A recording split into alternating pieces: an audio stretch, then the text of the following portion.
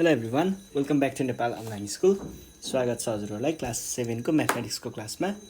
हामी चाहिँ अहिले क्लास 7 को म्याथमेटिक्सको रेसियो एन्ड प्रोपोर्सन भन्ने च्याप्टर पढिरहेको छौँ र यसमा चाहिँ मैले तपाईँहरूलाई प्रोपोर्सन सकाएर युनिटरी मेथडको एक्सर्साइज सल्भ गराउँदै थिएँ।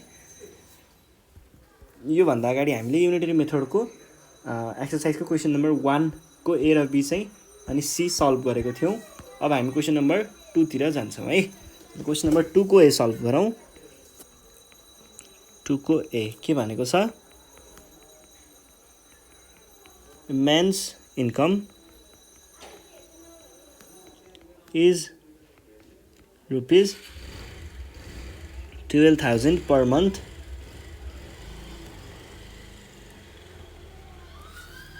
if the rate of income tax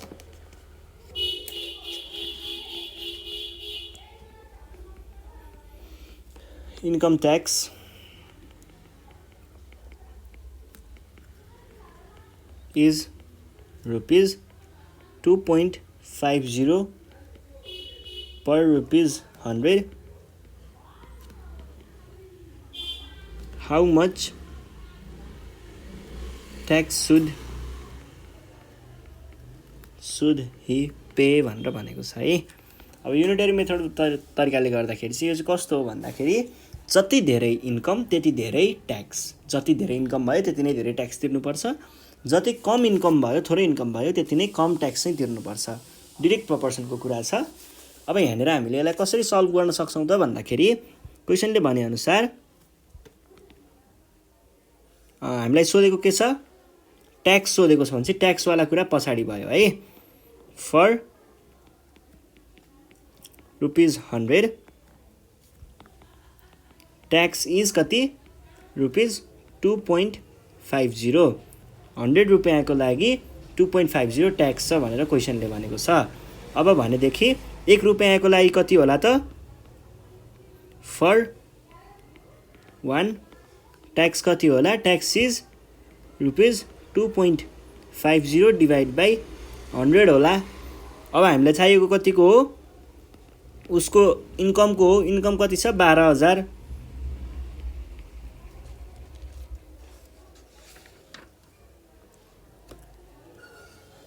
एकछिन है, 12,000 पर मन्थ छ है इन्कम ट्याक्स। 12,000 यहाँनिर त्यस्तो एनुअल भनेर खुलाएको छैन, सो हामी 12,000 नै राख्छौँ है। ट्याक्स इज कति हुने भयो त, रुपीज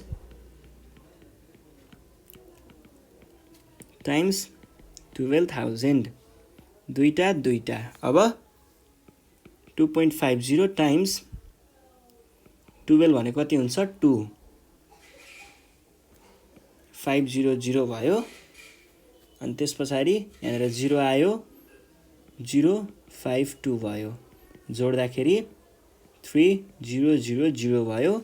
दुईटा डिजिट भनेपछि दुईटा डिजिट भयो। यो भनेको 300, द्याट इज रुपीज 300। 300 चाहिँ उसको के रहेछ, ट्याक्स लाग्ने रहेछ। ल, क्वेसन नम्बर 3 को ए भइसके पछाडि बी नम्बर सल्भ गरौँ। बी नम्बरमा ए serviceman pays rupees 300 every month, हरेक महिना यति तिर्ने रहेछ के को लागि, for income tax. Income tax at the rate of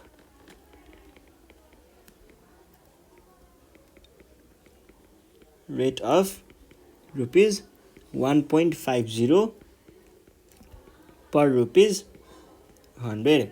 Find his monthly income.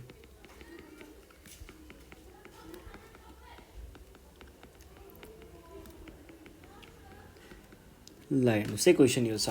यसले के सोधेको हो भन्दाखेरि एउटा मान्छेले चाहिँ हरेक महिना 300 रुपियाँ तिर्छ अरे एज सर्भिस इन्कम ट्याक्सको रूपमा। भने यदि ट्याक्सको रेट यति छ भनेदेखि उसले चाहिँ उसको मन्थली इन्कम कति कमाउँछ भनेर सोधेको छ। यहाँनिर हेर्नुहोस् त, के सोधेको छ हामीलाई, मन्थली इन्कम सोधेको छ भने पछाडि ट्याक्सवाला कुरा चाहिँ कता अगाडि हुनु पर्यो भनेपछि हामीले यो भागलाई चाहिँ अगाडि राख्छौँ। 1.50 इज ट्याक्स फर रुपिज 100 100 रुपियाँको लागि यति ट्याक्स हुन्छ भने होइन 1.50 चाहिँ 100 रुपियाँको लागि ट्याक्स हो भने 1 रुपियाँ चाहिँ कतिको लागि ट्याक्स होला जति धेरै ट्याक्स त्यति नै धेरै इन्कम अथवा जति धेरै इन्कम त्यति धेरै ट्याक्स भने पछाडि डिरेक्टली प्रोपोर्सनलमा चाहिँ हामीले युनिट भ्यालु निकाल्न यसरी डिभाइड गर्छौँ 50।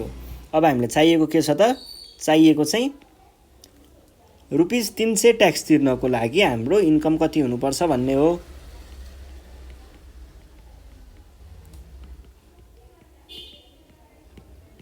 अब यसको लागि हामीले टाइम्स 300 गर्छौँ। यो भनेको के होला त 1.50 टाइम्स 100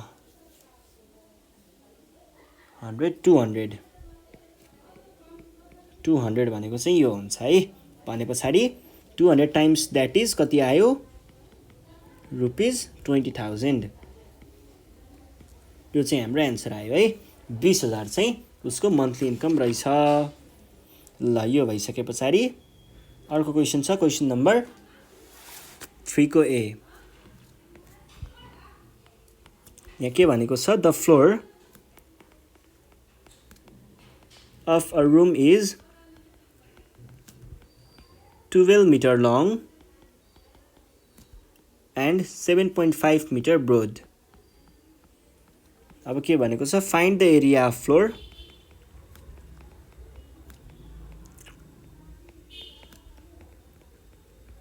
अनि अर्को क्वेसन चाहिँ के छ फाइन्ड द कस्ट अफ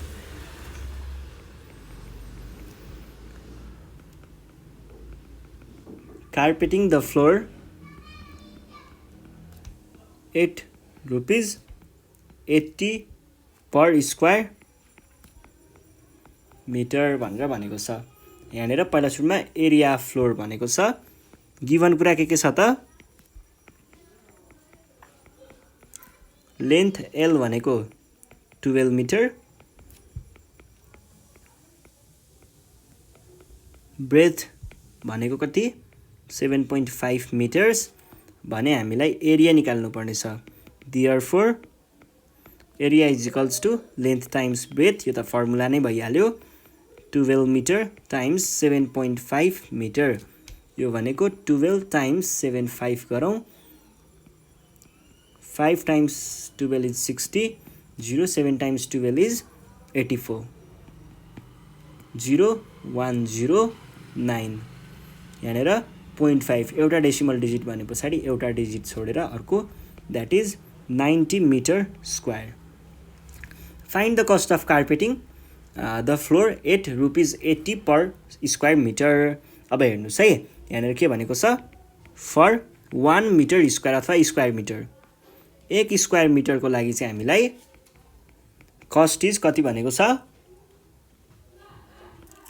₹80 भने हामीलाई कतिको चाहिएको छ देयरफोर फर 90 स्क्वायर मिटर हामीले एरिया त 90 मिटर स्क्वायर निकाल्यौँ नि त अनि त्यसलाई नै अब कार्पेट गर्नुपर्ने हो नि त। कस्ट इज कति हुने भयो ₹80 टाइम्स 90 हुने भयो द्याट इज यो भनेको कति आयो 7200 यो एन्सर भयो है। हामीले यहाँ किन मल्टिप्लाई गर्यौँ भन्दाखेरि यो डिरेक्ट प्रपोर्सनको कुरा थियो त्यसैले युनिट भ्यालुलाई हामीलाई जति भ्यालु चाहिएको हो युनिट भनेको 1 भयो 1 को भ्यालु भनेको 80 छ 80 लाई चाहिँ हामीले जतिको चाहिएको हो त्यतिलाई नै मल्टिप्लाई गर्छौँ। जस्तै 90 को चाहिएको थियो भने हामीले त्यही 80 लाई 90 ले मल्टिप्लाई गर्यौँ। यो चाहिँ अब फेरि डिरेक्ट प्रपोर्सन कसरी भयो भन्ने कुरा पनि आउन सक्छ।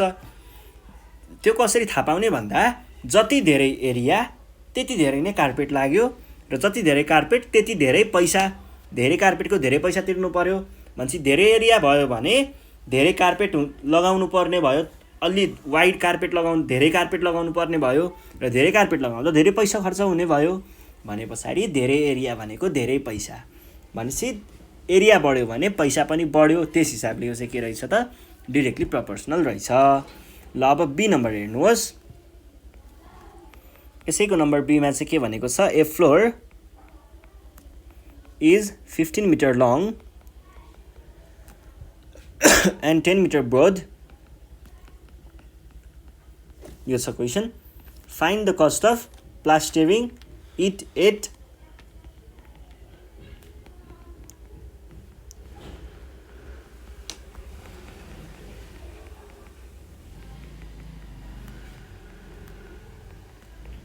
Rupees 40.50 per square metre. केही नयाँ कुरा हो जस्तो लागेन मलाई, त्यही नै हो है. ल पहिला सुरुमा फ्लोरको एरिया निकाल्छौँ. लेन्थ क्वेसनले नै दिएको छ 15 मिटर. ब्रेथ कति दिएको छ?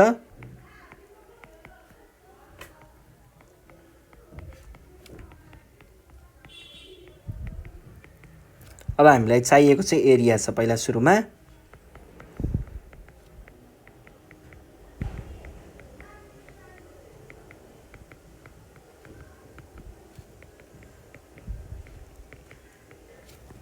यो भइसके पछाडि अब अर्को कुरा चाहिँ हेर्नुहोस् है. अर्को चाहिँ यहाँ क्वेसनले के भनेको छ, पर स्क्वायर मिटर प्लास्टर गर्नको लागि 40 चाहिन्छ अरे भने पछाडि for 1 square metre, 1 metre square metre अथवा मिटर स्क्वायर प्लास्टर गर्नको लागि कस्ट इज कति लाग्छ? रुपीज 40.50 है.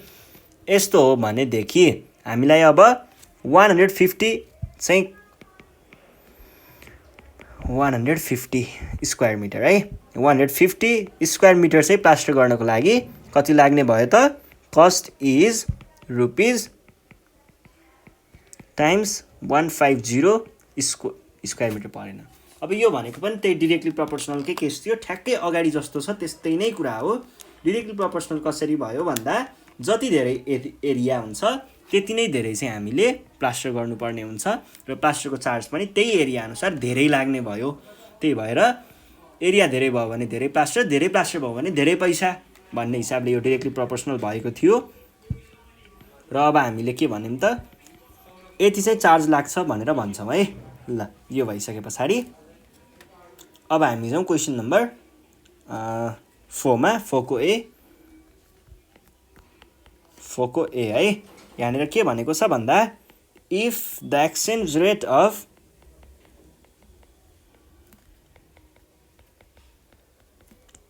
$1 is rupees 72.45, how many dollars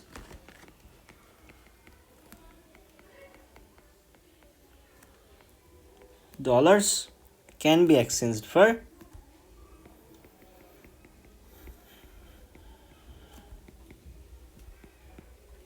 rupees 1449 भनेर भनेको छ. अब यो चाहिँ तपाईँहरूले पछि गएर चाहिँ यस्तो खालको प्रब्लमहरू चेन रुल भन्ने एउटा आउँछ, त्यो 19 मा चेन रुलबाट सल्भ गर्ने हो. अहिले चाहिँ हामी नर्मली नै हेरौँ. यहाँ क्वेसनले के भनेको छ, $1 यति रुपैयाँबाट चाहिँ $1 पाइन्छ भने यति रुपैयाँबाट कति डलर भनेपछि डलर यतापट्टि हुनु पर्यो है.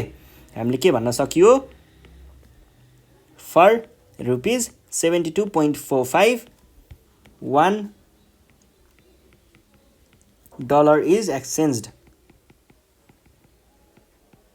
अब त्यसो हो भने हामीलाई कतिको चाहिएको छ, अब 1 रुपैयाँले कति डलर आउँदो रहेछ पहिला चाहिँ निकाल्नु पर्यो. फर रुपीज ₹1 है, ₹1 1/72.45. यो चाहिँ मैले किन डिभाइड गरेँ भन्दा यो चाहिँ हामीले यहाँनिर डिरेक्टली प्रोपोर्सनलको केस भएको हुनाले हामीले यसलाई डिभाइड गर्छौँ है युनिट भ्यालु निकाल्नको लागि. र यो फेरि अब डिरेक्ट प्रोपोर्सन कसरी भयो भन्नुहुन्छ भने जति धेरै रुपैयाँ त्यति धेरै डलर आउँछ, जति धेरै डलर भयो त्यति धेरै चेन्ज गर्दा धेरै पैसा आउँछ. डलर धेरै भयो भने रुपैयाँ पनि धेरै, डलर कम भयो भने रुपैयाँ पनि कम. त्यही भएर चाहिँ यो चाहिँ के भयो, डिरेक्ट प्रोपोर्सन भयो. र डिरेक्ट प्रोपोर्सनमा हामीले युनिट भ्यालु बनाउनको लागि चाहिँ यहाँबाट यता तल डिभाइड गर्छौँ. Dollars is exchanged. र अब कुरा के को छ, फर यति रुपैयाँ भनेको फर रुपीज 449 यति रुपैयाँको लागि चाहिँ कति हुन्छ, 1/72.45 टाइम्स 1449 डलर्स इज एक्सचेन्ज्ड. यो भनेको के भयो त 7249 1449 भनेपछि 7245 अनि 1449 है 1449 by 72.20 हुँदो रहेछ ल 20 that is $20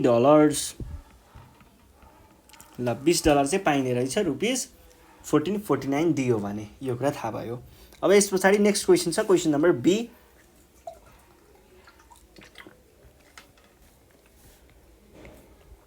question number B मा चाहिँ के भनेको छ the cost of a cycle is ICRS भनेको Indian rupees Indian currency rupees हो है if the exchange rate of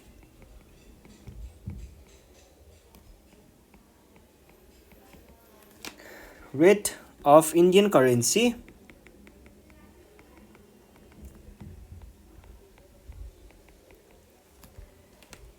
is Indian currency rupee 1 is equals to Nepali currency rupees 1.60 find the cost of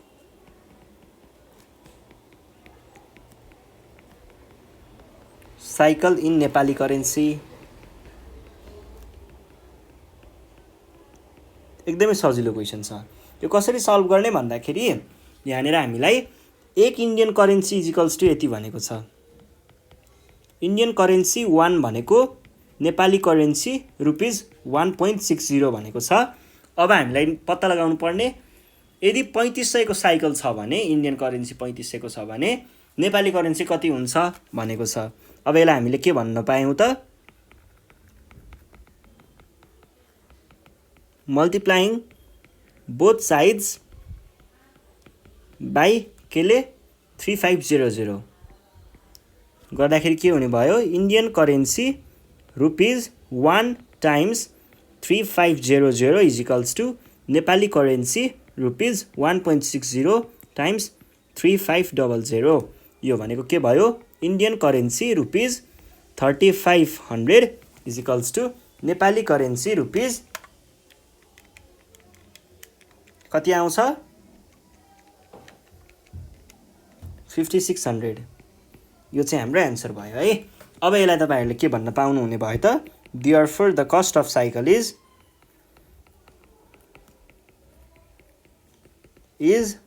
rupees 5600 in Nepali currency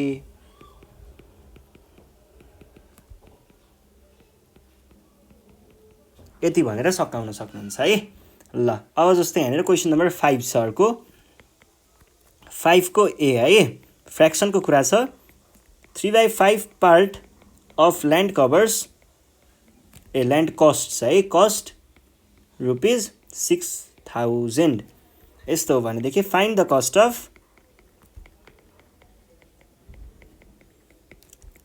2/3 part of land केही पनि गाह्रो कुरा छैन है हामीले यो कसरी गर्छौं भन्दाखेरि यो भनेको यदि हाम्रो एउटा टोटल ल्यान्ड भयो भने यसको 3/5 लाई 3/5 भनेको कति होला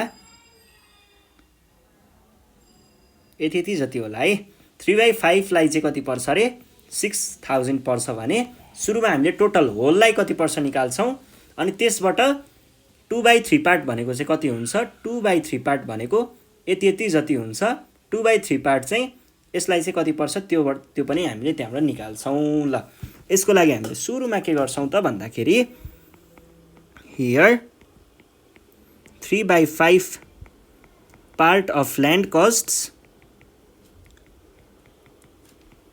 रुपिस 6000 है जति धेरै जग्गा त्यति नै धेरै पैसा दिनु पर्यो जति धेरै ल्यान्ड किन्यो त्यति धेरै पैसा दिनु पर्यो डाइरेक्टली प्रोपोर्सनलको केस छ त्यसो हो भनेदेखि 1 पार्ट भनेको चाहिँ सधैँ के हुन्छ फ्र्याक्सनको कुरामा होल हुन्छ है मैले यहाँनिर यो पुरै जग्गालाई भनेको थिएँ नि त्यो भनेको 1 होल ल्यान्ड हो है 1 पार्ट अफ ल्यान्ड भनेको होल ल्यान्ड है कस्ट रुपिस 6000 डिभाइड बाइ 3/5 यो भनेको के भयो द्याट इज 6000 डिभाइड बाई 3/5। अब यसलाई रेसिप्रोकल गर्न सकिन्छ, द्याट इज 6000 टाइम्स 5/3 टाइम्स 2000 भनेको द्याट इज 10,000। देयरफोर हामीलाई कतिको चाहिएको 2/3 पार्ट हो, 2/3 part of land costs unit value यसको यति हो। यसमा हामीले चाहिएको भ्यालुले मल्टिप्लाई गर्छौँ। यो डिरेक्ट प्रपोर्सन भएको कुरा भएको भएर है, यो चाहिँ यो भनेको कति आउने भयो त 2/3 नै भनेको छ नि, 2/3 नै भनेको छ 10 1 2 3 टाइम्स 2 भनेको चाहिँ कति हुन्छ, यो भनेको चाहिँ 6666.66 चाहिँ हाम्रो एन्सर आउँछ है। ल यो भइसके पछाडि 666 आउँछ। अब यसलाई मैले यस्तो भने ल द्याट इज 6666.67 मै रोकाइदिएँ है रुपिज। ल यति नै गर्दाखेरि पुग्छ। अब अर्को छ यहाँनिर क्वेसन नम्बर आईमा, यो चाहिँ के भनेको छ भन्दा find the cost of 2/3 part of land भन्ने कुरा भइहाल्यो, होल ल्यान्ड भन्ने कुरा पनि भइहाल्यो। फाइन्ड द कस्ट अफ 2/3 ए मैले यहाँ माथि एउटा क्वेसन छुटाएछु है, find the cost of whole land थियो।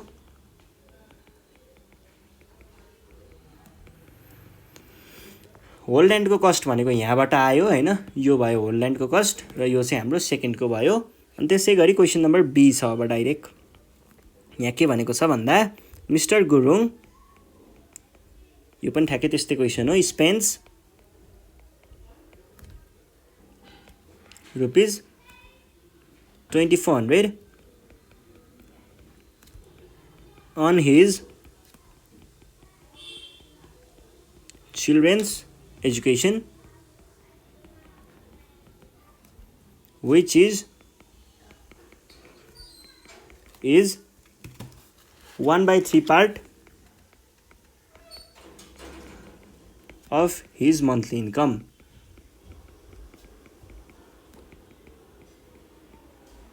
अब हाम्रो क्वेसन के छ भन्दाखेरि find his monthly income.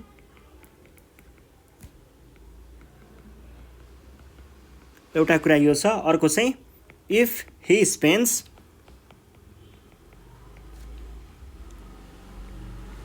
3/8 part of the income on food, how much does he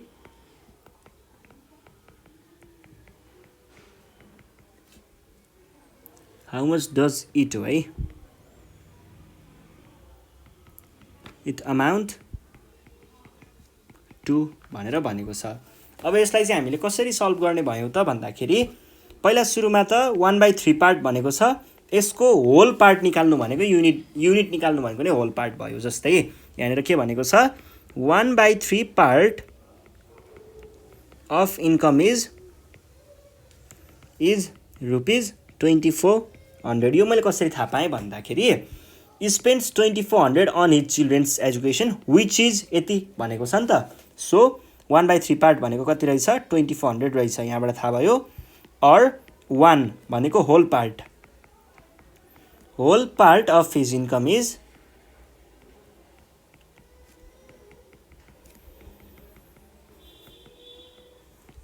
अब हेर्नुहोस् है, जति अब कस्तो भन्दाखेरि यो चाहिँ कस्तो डिरेक्ट प्रपोर्सनको केस हुन्छ, जति धेरै पार्ट त्यति नै धेरै पैसा हैन।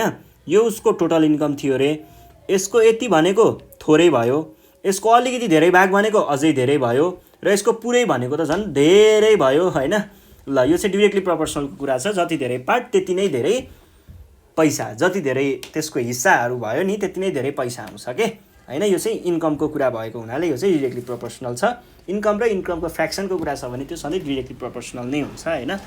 यो भनेको रुपिज 2400 डिभाइड बाई 1/3 हुन्छ। और यसलाई मैले के भन्न सकेँ त रुपिज 2400 डिभाइड बाई और भन्दा नि इक्वल्स टु लेखौँ 1/3 जस्तो भयो। रेसिप्रोकल गर्दाखेरि रुपिज 2400 टाइम्स 3/1 चाहिँ हुन्छ। यो भनेको के भयो त 2400 टाइम्स 3 भने जस्तो चाहिँ भयो है, द्याट इज 7200। यो भइसके पछाडि अब त्यसको कति पार्ट, 3/8 पार्ट।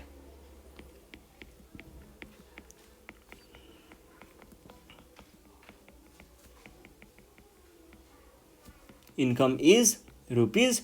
यो भनेको युनिट भ्याल्यु भनेको चाहिँ के भयो, युनिट भ्याल्यु भनेको चाहिँ एउटा होलको यति भयो। अब हामीलाई चाहिएको त्यसको कति पार्ट, 3/8 पार्ट। त्यसले मल्टिप्लाई गर्छौँ, डिरेक्टली प्रपोर्सनल भएर हामीले मल्टिप्लाई गरेको हो। इन्भर्स भएको भए चाहिँ त्यसलाई हामीले के गर्थ्यौँ, डिभाइड गर्थ्यौँ, जुन कुरा हामीले योभन्दा नेक्स्ट सेसनमा हामीले सल्भ गर्नेछौँ त्यस्तो खालको। यो भनेको 900 टाइम्स 3 इज 2700। ल यो हाम्रो एन्सर भयो है। ल डिरेक्ट प्रपोर्सनबाट युनिटरी मेथडको प्रब्लमहरू लगभग सबै सकियो। अब हामी इन्डिरेक्ट प्रपोर्सनको बारेमा चाहिँ योभन्दा नेक्स्ट सेसनमा पढ्नेछौँ। त्यति बेलासम्मको लागि नेपाल अनलाइन स्कुललाई बिदा दिनु होला। Thank you.